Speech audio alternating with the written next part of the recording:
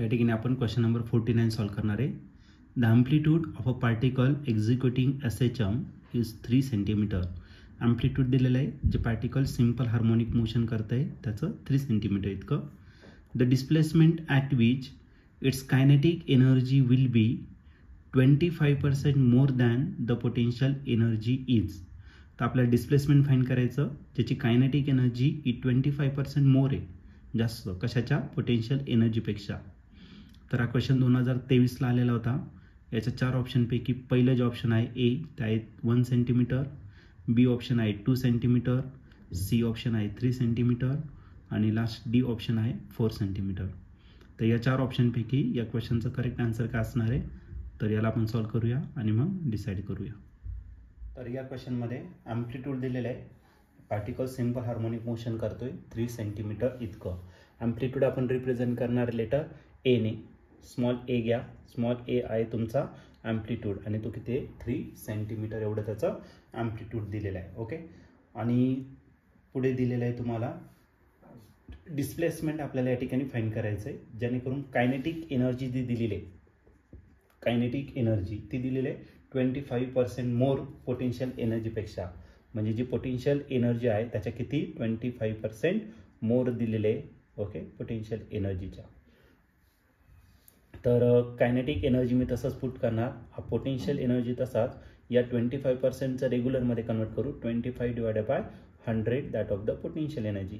याला cross multiply जर केलं तर कायनेटिक एनर्जी भेटेल तुम्हाला 100 times potential energy plus 25 potential energy divided by 100.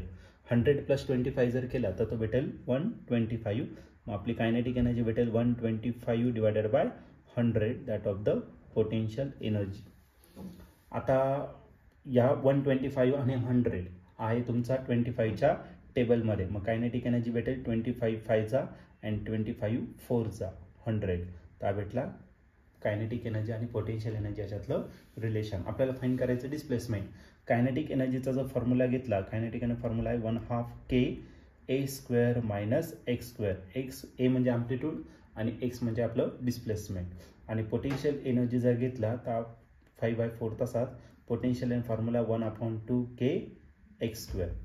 तर 1/2 k आणि 1/2 k काय झाला, कॅन्सल.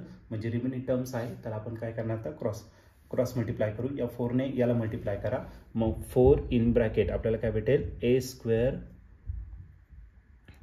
a² minus x²